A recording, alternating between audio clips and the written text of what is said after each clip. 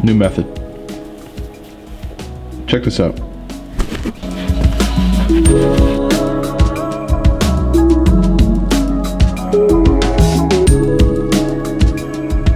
I can't figure out what's the best method of doing it because this one has dirt on it from me scrubbing it with degreaser on it. Doing it dry seems to work, but not for like this. I don't know. This is all trial and error, so. But this is a lot better than soaking it in degreaser and brushing it and getting it everywhere and then having to rinse it. Although that would be the quick option. Like if this car was on a lift, I would 100% do that. I'm currently under the car and I feel like that dude who painted the chapel upside down.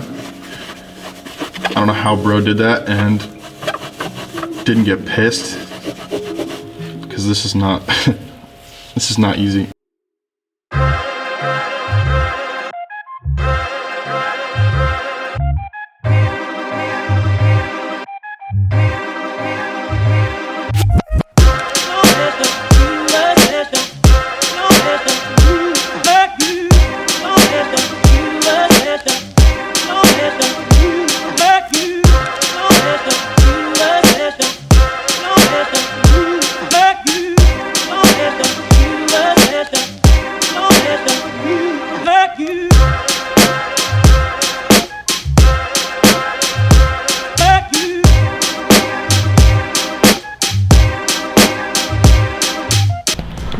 Here is everything. So this is everything that I'm putting back into my car. You saw me begin to clean the underside of my car. I ended up finishing all that off camera. I got pretty much the whole rear floor done along with the trans tunnel, and I cleaned all the dirt off the floorboards. I also got the front wheel wells done, including like the oil pan and things like that, but I didn't fully clean where the steering rack is gonna go back in. I still have to do that because there's some power steering fluid and oil still in there. But aside from that, most of the underside of the car is clean, so all this stuff is ready to go back in, and this is where I'm at right now. So I'm in the midst of putting the clutch, flywheel, and pressure plate back on. I already replaced my rear main seal along with my pilot bearing. You know, just some while you're in there things, and my rear main seal appeared to be leaking a little bit. I'm not really gonna film the flywheel, clutch, and pressure plate action, but I will be filming when we put the transmission back in, so I'll see you then. Okay, so here is the setup. It is, I believe, a stock E36 pressure plate, stock E46 clutch. I think it's a spec clutch, and then Rogue's custom 13-pound flywheel. So this should be a very good happy medium for a stock feel, but still lightweight flywheel. So now it is time to put some reflective aluminum fiberglass heat shielding here because I ripped all the OEM stuff out, and then we'll throw the transmission back in.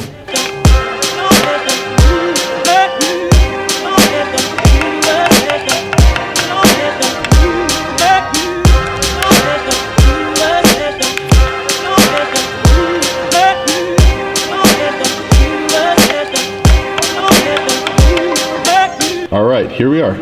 Sorry for this being kind of a vlog style, but reassembly is taking a toll of, I want to get it done. You know, I'll incorporate, you know, the good old bits here and there, but mostly it's just going to be kind of me filming updates. And here we have some nice new heat shield.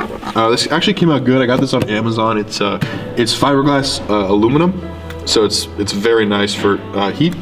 So it's actually very malleable. It went on super easy. And I only did it up to about this point. That's where most of the heat comes from anyway, and I don't really care about sound deadening. So yeah, this looks really good. And now it's time for the trans to go in. So here's the trans ready to go in.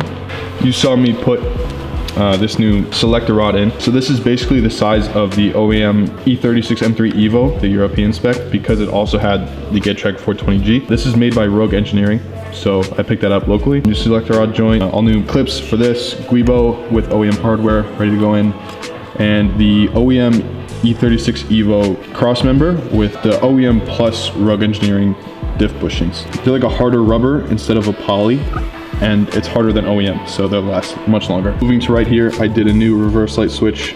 If you know me and you know my car, I haven't had reverse lights for the entire time I've owned my car, so this should fix that issue. And then last but not least, I have the new thrust bearing, along with a stainless steel pivot pin from Rogue, a new clip, same clutch fork, and then a new slave cylinder with an adjustable pin. So I'll be able to match it to where OEM used to be.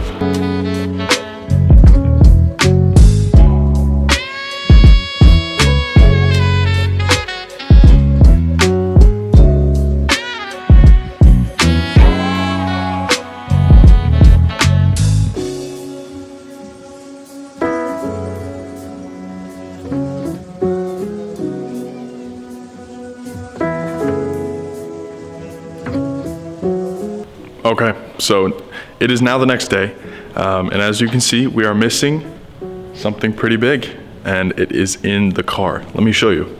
Here it is, the GetTrag 420G. This is the E36 M3 transmission. Now, if you've been following along, you know I got this as an SMG transmission, and I sent it out to Rogue Engineering so they could swap the bell housings and make it a true manual transmission, along with doing the input and output seals, and then some little things like a stainless steel pivot pin and all that good stuff that I showed you of me putting the shift linkage together. Now, the best thing about this is it is a 6-speed. Let me show you. So, as I mentioned in my build breakdown, I have a Salt Grain Racing chassis mounted shifter.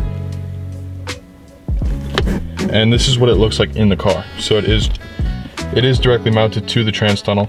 So it is super stiff, but here we go. 1, 2, 3, 4, 5, 6. A true 6-speed. The throw is extremely short. Very, very notchy. But that's how I like it. So I'm extremely happy with this. And that was probably the biggest hurdle of this build. Now I can really start to film everything that I do. I just wanted to get the transmission in and done with. Ian and I threw it in last night. Everything's torqued to spec, ready to go, and now it's drive shaft and then rear end. So I will now begin to throw the Drive Shaft Pro drive shaft made for this swap into the car.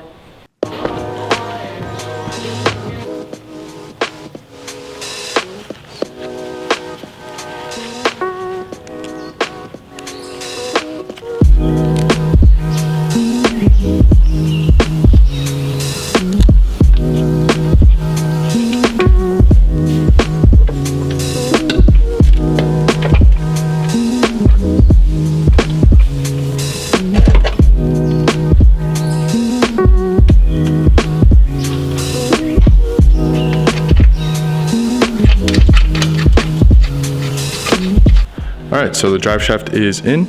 All the Guibo bolts are torqued, and the rear is actually being supported by a jack stand. Let me show you. So here we have the rear. And again, this drive shaft is made by Drive Shaft Pro out in California. Wonderful people over there.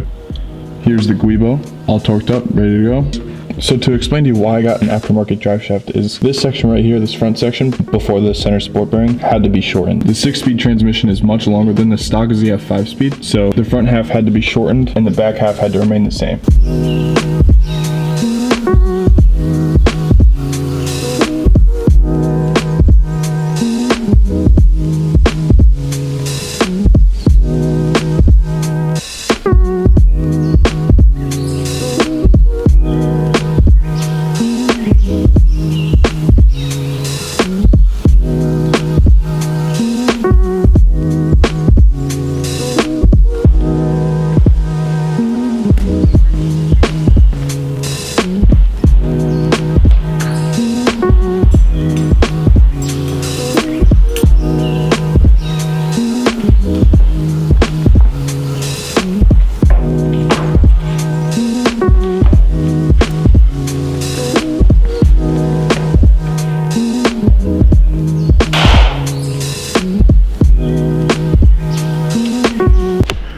Okay, so just organized everything. I'm not sure exactly where I left off with you. Maybe putting the trans in or whenever the drive shaft was in. I'm not sure, but I haven't been very diligent about picking the camera up because, like I said, reassembly is just kind of like, I want to get it done. But then again, I do want to make videos. So I apologize for this video being so jumpy, but let me kind of walk you through where I am right now. So this is what the rear end looks like. It's kind of half together. So still have the upper control arms to put onto the subframe, along with the trailing arms and trailing arm bushings, then the axles and stuff, and it'll pretty much be an entire rear end, aside from the e-brake assembly and the actual caliper itself. I bought new shoes. I didn't really walk you through everything I got. So I got new shoes, pretty much every bushing you see here, adjustable camber arms in the rear, sway bar, all associating hardware, Hawk brake pads, new ball joints, upper and lower. And you saw me walk in with these trailing arms earlier. I had to bring them to Rogue Engineering to get the new ball joints pressed in because I don't have the proper tools for that. I could get them out, but I couldn't get them in properly. So I just had him do it, along with getting those bushings out because I tried it myself and it was not happening. So I killed two birds with one stone, and I also walked in with some Borschlag camber plates. And I talked about needing these before, and this is kind of the last thing I really needed to put everything back together, especially for an alignment aspect. You know, what's the point of doing all this with no camber plates? So moving back here again, new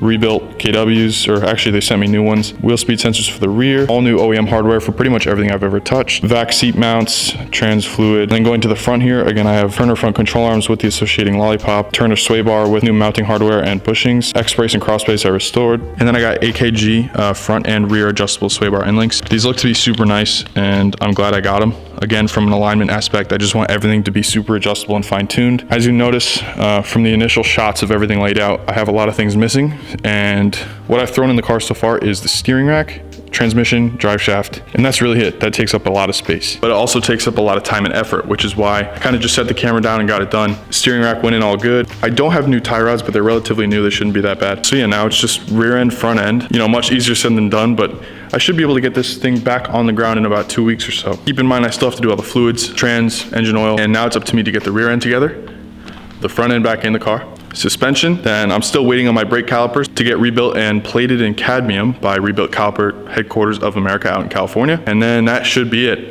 Last thing I do have to order for this car is the new window trim. That was one of the biggest things I mentioned in my build breakdown. And it pretty much kills me that I'm doing all this work this winter to basically everything you won't see, except for some new stickers on my E37s, but that's really it. To me, it matters a lot about what's under the car and how everything looks and performs, but there is that part of me that doesn't want the car to look at the exact same once I'm done with it, so I think the window trim will play a huge part in how the car looks, and that's really the last thing I gotta get for this car, and that's it. So I thank you for watching this update, and I'll see you in the next reassembly video. Stop. Forward. Up. A little more. Nope. Fuck, we have. Ooh, no.